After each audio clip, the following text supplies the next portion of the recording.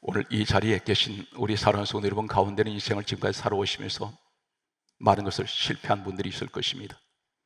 육신은 망가져 버렸고 질병 때문에 약을 써도 고쳐지지가 않습니다. 회복이 되지 않습니다. 또 연세가 점점 들어가시면 체력은 점점 면역력은 떨어지고 기력은 쇠한데 지난날을 돌아봤더니 아무것도 이루어진 것이 없는 것 같습니다. 몇 푼의 돈은 내가 벌었다고 하는데 그것이 잡숴 보니까 아무 소용이 없습니다. 오늘 태어났을 때 한 가정에서 사랑받고 태어났던 자녀가 사회 나와서 가정을 가지게 되고 사회인이 되었을 때 이제는 내가 활동하지 않고 내 능력으로 살아가지 않으면 아무도 도와줄 수 없는 이런 환경에서 많은 실패를 거듭했습니다. 그러다 보니 사람들이 나를 무시합니다. 계속 저 사람 인생은 실패하는 인생이라고 그렇게 치부하게 되고 가까이 오는 것을 꺼려하는 일가 친척조차 있습니다. 내가 가진 것이 있을 때는 부모님도 나를 때로는 다 그런 분은 아니겠습니다만 나를 무시할 때가 있습니다. 같은 형제인데도 많은 것을 가진 형제보다 가지지 못한 나를 무시할 때가 있습니다. 업신여깁니다. 무슨 말을 해도 귀담아 들어주지 않습니다. 형제지간에도 마찬가지입니다. 많은 것을 가지고 있는 형제에게 아무것도 없는 내가, 계속 실패한 내가 전화라도 한번 하려면 부담스러워합니다. 돈이라도 빌려달라고 하지 않을까 하는 나 자신이 가지고 있는 이런 어떤 자격지심, 열등감 이런 생각이 나를 사로잡기 시작합니다. 이러한 인생을 살아간 한 사람이 있습니다. 그런데 이 여인이 가장 비참한 환경에 있던, 어쩌면 인류 역사에서 가장 불행한 여자라고 할 수가 있습니다. 오늘 본문에 소개하는 이 여자는 성경에 나타난 수많은 여인들 가운데 가장 불행했던 여자입니다. 그런데 예수님 부활하셨을 때 이 여자를 가장 먼저 만나 주십니다. 놀라운 영광의 자리에 세워지는, 그리고 원어에 보게 되면 이 여자가 하늘나라에 간 그러한 여자가 있습니다. 바로 이 여자가 7 귀신 들린 막달라 마리아입니다. 오늘 막달라 마리아 여자는 어떤 여자일까요? 누가복음 8장 2절은 이렇게 시작합니다. 악기를 쫓아내심과 병고침 받은 어떤 여자들, 이렇게 말씀하시면서 7 귀신 나간 막달라인 마리아, 이렇게 말씀하고 있습니다. 예수님 만나서 7 귀신 내쫓아 주셨습니다. 그리고 이어서 누가복음 8장 3절에 말씀하시기를 자기들의 소유로 그들을 섬기더라. 자기의 소유는 가지고 있는 돈이 많았던 적었던 성경 그것을 언급하지 않습니다. 자신이 가지고 있는 것으로 섬겼습니다. 간단한 이야기가 이렇게 막달라 마리아에 대해서 기록하고 있습니다. 그런데 성경이 어디서부터 이 막달라 마리아에게 관심을 갖느냐면 7 귀신 들렸다가 예수님이 7 귀신 내쫓아준 사건부터 성경은 기록하고 있습니다. 그 이전에 막달라 마리아가 예수님 앞에 나오기 전에 모습은 한마디도 언급을 하지 않습니다. 성경 기록하지 않습니다. 하나님 관심이 없다는 것입니다. 이 여자가 나이가 몇 살인지, 유부녀인지, 미망인인지, 미혼인지, 가난한 사람이었는지, 부자였는지 전혀 성경은 관심을 두지 않습니다. 혹 성경을 읽어보신 분 가운데 마태복음 1장을 보게 되면 예수님 족보가 기록됩니다.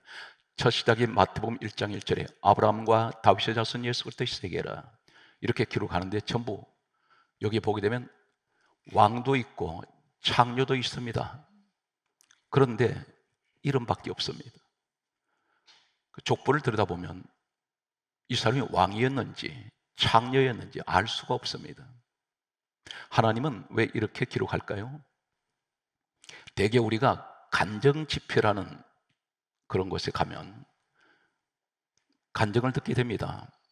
약 1시간 동안 진행되는 이 간정집회를 통해서 들어보면 1시간 동안에 진행되는 그 간정 가운데 약 절반이 예수님 만나기 이전에 이야기를 하고 있습니다. 나는 예수님 만나기 전에 화려하게 살았습니다. 잘 나갔습니다. 나는 이렇게 유명한 사람이었습니다. 이건 잘못된 간증입니다. 하나님 거기 관심 없습니다. 가장 관심 두는 것은 예수를 만난 순간부터입니다. 막달라 마리아가 예수님 만나서 7 귀신 쫓아내 주신 이 사건에서 성경은 막달라 마리아 이야기가 시작되고 있다는 것입니다. 오늘 이 자리에 내가 예수님 앞에 나오기 전에 어떤 모습으로 살았던 하나님 거기 관심 두지 않습니다. 중요한 것은 내가 주님을 만났고 예수님 앞에 나왔다는 사실입니다. 여기서부터 인생은 새로 시작됩니다. 성경 말씀을 보게 되면 마태복음 9장 2절에 보면 중풍병자를 사람들이 침상째 메고 나왔습니다. 그때 예수님께서 너 죄 사함 받았다. 이 사람에 대해서 그 앞에 어떤 사람이었는지 어떤 신분이었는지 역시 나이, 환경 전혀 기록이 없습니다. 중요한 것은 이 중풍병자가 예수님 앞에 나온 순간부터 성경 기록합니다. 우리 인생이 그렇다는 것입니다. 성경 말씀을 보게 되면 역시 똑같은 요한복음 5장 5절에 보게 되면 38년 된 병자가 베데스다 연못가에 누워 있었습니다. 예수님 이 사람 찾아가셨습니다. 성경이 이렇게 강조하고 있습니다. 요한복음 5장 5절에 거기에 38년 된 병자가 있더라. 여기서부터 성경은 시작합니다. 전부 성경은 어디에 관심을 두냐면 주님을 만난 순간부터 성경은 시작한다는 사실입니다. 그 이전에 간증을 할 때 우리는 과거에 내가 어떻게 살았던 그것은 간증이 아닙니다. 전혀 하나님이 관심 없는 이야기를 하고 있습니다. 한 군데 더 말씀을 드리면 성경 말씀은 사도행전 3장 2절에 보게 되면 성전 미문에 나면서 다리를 쓰지 못하는 사람이 있습니다. 그런데 베드로 요한을 통해서 성령의 사람을 통하여 나사렛 예수 그리스도 이름으로 일어나 걸어라. 일어난 순간 성경은 시작하고 있습니다. 그 전에 이 사람이 무엇을 어떻게 생활했으며 왜 다리를 쓰지 못하게 되냐 아무런 상관 언급이 없습니다.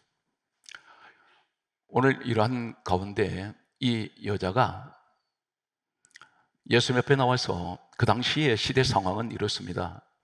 출애굽기 12장 37절에 보면 여자는 그 시대 상황은 인구 조사에도 넣지 않았습니다. 이 여자는 7 귀신 들었다가 귀신 내쫓았는데 사람들이 인식이 저 여자 귀신 들렸던 여자야. 항상 그 이미지가 이 사람한테는 강하게 내리에 박혀 있습니다. 주변 사람들이 이 사람 가까이 하지 않았을 것입니다. 그런데 성경은 왜 막달라 마리아 이야기를 하시면서 7 귀신 쫓아낸 사건부터 시작하냐면 우리에게 이렇게 말씀합니다. 고린도전서 3장 21절에 누구든지 사람을 자랑하지 말라. 너 자랑하지 말라는 것입니다. 지난날에 어떻게 살았던 거 자랑하지 말아라. 야고보서 4장 16절에 이렇게 말씀합니다. 이제도 너희가 허탄한 자랑을 하니 그 자랑은 다 악한 것이니라. 세상 자랑은 다 악한 것이라는 것입니다. 성경 말씀은 이렇게 기록하고 있습니다. 유다서 1장 19절의 말씀을 보게 되면 다음과 같이 말씀합니다. 분열을 일으키는 자, 육신에 속한 자, 성령은 없는 자가 있는데 그 가운데 어떤 사람이 분열을 일으키는 자며 육신에 속한 자며 성령이 없는 자가 누구입니까? 유다서 1장 16절에 입으로 자랑하는 말을 하는 사람들. 이 사람이 성령이 없는 사람이었습니다. 그러면 무엇을 자랑해야 되겠습니까? 성경 말씀은 이렇게 강조합니다. 시편 20편 7절에 우리 여호와 우리 하나님 이름을 자랑하리로다. 그 이름 누굽니까? 빌립보서 2장 6절에 근본 하나님 본체 되시는 예수님이십니다. 우리 예수님이 근본 하나님 본체가 되십니다. 그분 이름을 높이고 예수 이름을 찬양하십시오. 그래서 갈라디아 6장 14절에 바울이 유명한 바울이 있습니다. 신약 성경 27권 가운데 13권에서 14권을 기록했다는 사람, 이 땅에 유일하게 살아서 셋째 하늘까지 올라갔다 내려온 사람, 셋째 하늘은 하나님 보좌가 있는 곳입니다. 거기까지 올라갔다 내려온 사람, 이 사람이 이렇게 말합니다. 이 사람은 그 당시에는 가장 명문 가문의 사람인데 최고의 율법학자이며 최고의 은사자이며 최고의 전도자이며 최고의 선교자입니다.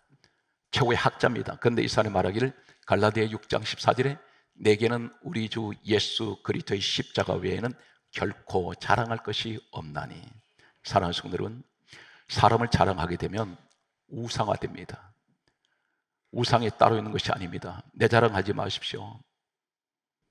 정말 이 사람을 아끼고 사랑한다면, 자신을 사랑한다면 겸손한 사람은 자신을 자랑하지 않습니다.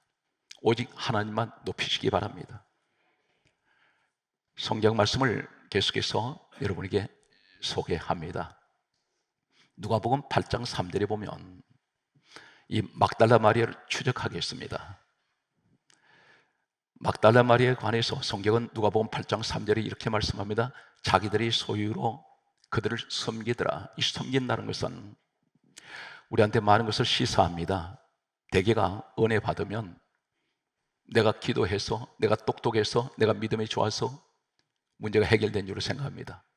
그러면서 문제 해결해달라고 그렇게 소리소리 지르다가 금식하다가 해결되고 나면 하나님께 감사가 없습니다. 감사가 없는 사람은 섬기지 않습니다. 자기들이 소유로 섬겼다 했습니다. 무엇을 섬깁니까? 자기들이 가지고 있는 어떤 작은 물질이라도 그것을 가지고 섬겼다는 것입니다. 교회에 섬기시는 분들이 많습니다. 그런데 오늘 성경 말씀을 이렇게 강조하고 있습니다. 성경 말씀에 보면 마태복음 26장 56절에 예수님께서 이제 겟세마네 동산에서 기도하고 내려오실 때에 로마 군병들이 예수님 붙잡으러 왔습니다. 예수님 붙잡히셨습니다. 이제 사형 집행을 당하시기 위해서 재판을 받으러 끌려가실 때 성경이 이렇게 강조합니다. 마태복음 26장 56절에 제자들이 다 예수를 버리고 도망하니라. 다 도망가 버렸습니다. 아무도 오지 않습니다. 그런데 십자가 현장에 5명이 와 있었습니다. 예수님 십자가 가까이 가면 죽습니다. 지금 예수님 십자가 처형당하는데 유대인들이 모함을 했고 로마 군병들이 예수님을 십자가에 못 박았는데 십자가 가까이 갔다가는 한패인 줄 알고 잡히면 죽을 수 있습니다. 그런데 이 자리에 마태복음 성경 말씀이 26장 56절에 제자들이 다 도망가고 난 뒤에 5명이 따라왔습니다. 성경 말씀은 요한복음 19장 25절에 말씀하시기를 성경이 이렇게 강조하고 있습니다. 예수님 십자가 곁에 어머니 마리아 그리고 사랑하는 제자, 이 제자가 사도 요한입니다. 이 요한이 요한복음을 기록을 했습니다. 요한복음 19장 25절에 자신이 거기에 있었다는 것을 자신이 그것을 기록하고 있습니다. 십자가 곁에는 어머니 마리아와 사랑하는 제자 그리고 또 이렇게 기록합니다. 이모와 글로바의 아내 마리아와 막달라 마리아가 십자가 곁에 와 있었습니다. 제자들은 유일하게 사도 요한 한 사람밖에 없습니다. 다 도망가 버렸습니다. 그렇게 많았던 무리들이 다 어디로 가버린지 도망가 버리고 십자가 곁에는 5명밖에 오지 않았습니다. 이제 본격적으로 이 막달라 마리아의 모습을 보겠습니다. 가장 천대받고 사람 대접 못 받았던 그런 업신 여김 당하고 무시당했던 오늘 이 자리에도 우리 성도 가운데는 사람들 앞에 어깨 한번 제대로 펴지도 못하고 늘 기가 죽어 있는 분들이 있을 것입니다. 그런데 이 막달라 마리아가 7 귀신 우리 주님이 쫓아내시고 난 후에 이 여자가 누가 알아주지 않아도 가까이 오는 것 꺼려해도 이 여자가 예수님을 따라갔는데 어디까지 따라왔습니까? 십자가까지 따라왔습니다. 따라왔는데 성경 말씀은 이렇게 강조하고 있습니다. 예수님 무덤에 안치가 되시고 난 후에 사흘이 지났습니다. 이제 이날 예수님 새벽에 부활하셨습니다. 그런데 아무도 공동묘지에 찾아오는 사람이 한 사람도 없습니다. 인적이 없습니다. 그런데 요한복음 20장 1절 말씀에 보게 되면 성경에 정확하게 이렇게 기록합니다. 안식 후 첫날 일찍이 아직 어두울 때에 막달라 마리아 혼자 공동묘지에 아직 어둡다는 것은 동이 트기 전입니다. 칠흑같이 캄캄한 밤이었는지 모릅니다. 이 여자 혼자서 그 무서움도 모르고 만약에 거기 갔다가 누구한테 잡히면 죽을 수도 있는데 이 여자가 혼자서 공동묘지를 찾아왔습니다. 이 여인은 예수님 부활하실 것은 상상 못했습니다. 예수님 돌아가 버리셨습니다. 많은 사람들은 어떤 생각을 하냐면 이제 예수님 저분 죽었으니 이제는 끝났다.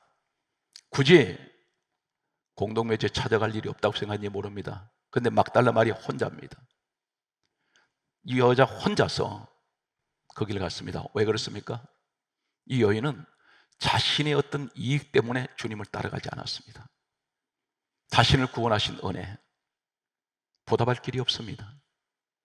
이 여인은 사흘이 지나도록 예수님 사랑하는 그 마음은 변하지 않습니다. 안식 후 첫날 일찍이 아직 어두울 때에 막달라 마리아가 공동묘지를 찾아갔는데 무덤 안을 들여다보았습니다. 무덤이 빈 무덤입니다. 천사만 거기 앉아 있었어요. 이 여인이 누가 예수님 시신을 훔쳐간 줄 알았습니다. 도둑질 해간 줄 알았습니다. 그래서 요한복음 20장 11절의 말씀을 보게 되면 성경이 이렇게 강조합니다.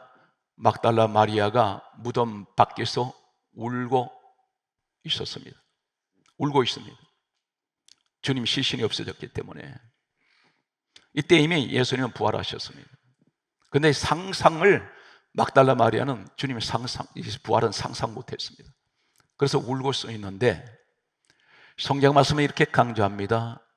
요한복음 20장 13절에 천사가 이렇게 묻습니다. 여자여 어찌하여 우느냐? 이렇게 천사가 물었더니 하는 말이 사람들이 내 주님이라고 말합니다. 사람들이 내 주님을 옮겨가서 어디 두었는지 알지 못함입니다. 누가 도둑질해 갔는데 예수님 시체를 어디에 있는지 모르겠습니다. 그래서 주님 시신이 없어져서 그는 울고 있습니다. 사랑하는 성도 여러분, 지금 막달라 마리아가 자신을 위해서 우는 것이 아닙니다. 주님을 위해서 울고 있습니다. 죽은 예수님 몸이라도 보고 싶었습니다. 사랑했습니다. 사흘이 지났으니 시체는 다 부패됐을 것입니다. 그런데도 이 여인은 주님을 향한 사랑은 변하지 않습니다. 우리는 얼마나 많이 변합니까? 조금 편안하면 하나님 살아계신다고 혼자서 찬양합니다. 그런데 조금 고난이 오고 내 방법대로 기도했는데 응답이 오지 않을 때 하나님 원망하기 시작합니다. 이것이 우리의 모습입니다. 너무나 마리아와 대조적인 모습입니다. 온갖 위험을 무릅쓰고 이 여자가 쫓아왔습니다. 내가 7 귀신 들렸을 때 나를 구원해 주시고 살려주셨는데 그분이 돌아가셨으니 이 여자는 어떤 자신의 어떤 이익이나 조건 때문에 가지 않았습니다. 그래서 그는 예수님 시신 때문에 없어졌다고 울고 있을 때에 이 말을 하면서 뒤를 성경은 이렇게 강조합니다. 요한복음 20장 14절에 이 말을 하고 뒤로 돌이켜보니 부활하신 예수님이 서 계셨습니다. 그런데 성경 강조합니다. 예수 신지를 알아보지 못했습니다. 상상 못했습니다. 그때에 요한복음 20장 15절에 예수님께서 이렇게 물으십니다. 여자여 어찌하여 울며 누구를 찾느냐? 이렇게 물으셨습니다. 주님께서 이 여인을 어쩌면 테스트 해보신지 모릅니다. 왜 찾니? 그랬더니 하는 말이 성경 말씀을 이렇게 강조합니다. 요한복음 20장 15절에 그가 동산지기인 줄 알고, 다시 말씀드려서 공동묘지 관리인으로 알았습니다. 마리아는 동산지기인 줄 알고 하는 말이 당신이 옮겨갔거든 어디 있는지 내게 알게 하소서 내가 가져가리이다. 이 동산지기 공동묘지 관리인이 시체를 옮긴 줄 알았습니다. 그래서 가르쳐 달라고 말합니다. 가져가겠다고. 그때에 예수님께서 다음 같은 말씀을 하십니다. 성경 말씀은 요한복음 20장 16절에 마리아야 이렇게 부르셨습니다. 다정하게 마리아야. 최초의 부활의 목격자가 놀랍게도 가장 천대받던, 가장 무시당하던 7 귀신 들어갔던 여자 막달라 마리아였습니다. 예수님 만나 주셨습니다.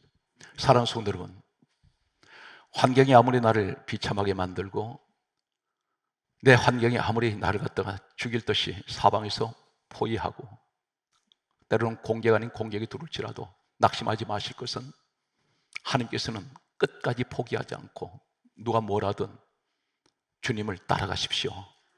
계속 따라가시면 주님께서 만나 주실 것입니다. 그리고 이 여인이 어떻게 될까요? 성경은 놀라운 말씀을 하고 있습니다. 요한복음 20장 18절에 보게 되면 이 여인이 제자들 집으로 달려갑니다. 가서 한 말이, 내가 주를 보았다. 부활하신 주님 만났다고 말합니다. 여기에서 대단히 중요한 단어를 소개합니다. 요한복음 20장 13절에 천사가 막달라 마리아에게 하는 말이, 여자여, 이 말과 요한복음 20장 15절에 예수님께서 이 막달라 마리아에게 여자여 이렇게 불렀던 여자여, 똑같은 한글 성경에는 번역된 것은 더 이상 의미를 찾을 수가 없습니다. 참고로 말씀드립니다. 우리가 가지고 있는 이 신약 성경은 헬라가 원문입니다. 요한복음 20장 13절, 요한복음 20장 15절에 여자여, 천사가 불렀던 여자, 예수님 불렀던 여자는 헬라에는 귀네입니다. 귀네. 이 귀네가 어떤 의미를 가지고 있냐면 요한계시록 12장 1절에 하늘에 있는 여자라는 뜻입니다. 여기 하늘에 있는 여자가 바로 그 여자란 말이 귀네입니다. 너는 앞으로 너는 하늘에 있는 여자가 될 것이다. 해를 입은 여자가 하늘에 있는 여자인데 계시록 12장 1절에 해는 태양입니다. 찬란한 빛을 등에 업고 있는 이 여자가 바로 해 입은 여자, 이 여자란 말이 귀네입니다. 성경 말씀을 계속해서 보면 이 귀네가 또 어디 있을까요? 요한계시록 19장 7절에 보면 어린 양 되시는 예수님 신부되는 아내, 이 아내란 말이 귀네입니다. 다시 말해서 어린 양 예수의 신부되는 자입니다. 오늘 사랑하는 성도들은 무엇을 말합니까? 성경 말씀은 이렇게 강조하고 있습니다. 하나님, 신앙생활을 포기하고 싶어요. 그럴 리도 없겠습니다만 너무 힘들고 어려운데 하나님은 내게도 한마디도 안 들어주신 것 같고 그분은 안 계신 것 같습니다. 혹 이러한 마음이라도 가지신 분이 있다면 이렇게 기억하십시오. 로마서 9장 27절에 이스라엘 자손의 수가 바다의 모래 같을지라도 남은 자만 구원을 받으리라. 끝까지 막달라 마리아처럼 다 포기해도 끝까지 주님 따라간 막달라 마리아, 이 사람을 가리켜 끝까지 남은 자입니다. 성경 말씀은 로마서 11장 5절에 이렇게 말씀합니다. 따라서 지금도 은혜로 택하심을 따라 남은 자가 있느니라. 지금도 은혜로 택하심을 따라, 바로 여러분입니다. 이 사실 믿습니까? 성경 말씀은 제가 이렇게 여러분에게 강조합니다. 사도행전 4장 12절에 말씀하시기를 다른 이로서는 구원을 얻을 수 없나니 천하 사람 중에 구원 얻을 만한 이름은 예수 외에는 없습니다. 오늘 여러분들은 행운아 중에 행운합니다. 비록 내가 이 땅에 살아가면서 많은 것을 잃어버렸습니다, 하나님. 그러나 나는 결코 실패자가 아니라 장차 저 천국으로 돌아갈 귀내입니다. 이 사실 믿습니까? 이 귀내란 말이 또 어디 있습니까? 사도행전 13장 50절에 거기에 따라서 귀부인, 대단히 귀한 여자라는 뜻입니다. 오늘 여러분이 그런 분입니다. 세상은 나를 알아주지 않고 때론 나를 천대시하고 무시하고 교회까지 들어왔지만 교회에서도 가진 자와 못 가진 자 이렇게 차별이 있는 그런 사람들을 내가 만난다 할지라도 낙심하지 말 것은 나는 결코 실패자가 아닙니다. 나는 성공자입니다. 왜 그렇습니까? 이 지상에서 최고의 복을 받은 그것은 곧 예수 그리스도. 그분이 누구십니까? 성경은 베드로전서 2장 4절에 보배로우신 산돌이신 예수, 내게 세상에서 가장 큰 보배 중에 보배가 예수님이란 말입니다. 그 주님이 나 오늘도 함께하고 계십니다. 나는 이 땅을 떠날 때 반드시 우리 주님은 나를 천국으로 인도하시고 그곳에 어린 양의 신부로 나를 세워주실 것입니다. 이 여인은 사도행전 1장 13절에 오순절 120명이 다락방에서 기도할 때 여인들이 거기 있었습니다. 분명 막달라 마리아는 그곳에 있었을 것입니다. 사랑하는 성도 여러분, 힘들고 어려우시더라도 늘 예수님 계신 곳에 머물러 계십시오. 주님께서는 여러분을 치료하여 주시고 가장 귀한 자리, 가장 천대받던 자를 가장 고귀한 자리에, 가장 높은 자리에, 가장 영광스러운 자리에 세워 주실 것입니다. 말씀의 결론을 맺겠습니다. 우리가 인생을 살아가다 보면 수많은 난관에 부딪힙니다. 내가 해결할 수 있는 일도 있지만 도저히 해결할 수 없는 문제가 있습니다. 속수무책일 때가 있습니다. 그러나 우리 주님은 내가 태어나서 이 땅 떠날 때까지 모든 것을 잠시도 눈을 떼지 아니하시고 나를 지켜보고 계시고 나를 오늘도 지키고 계십니다.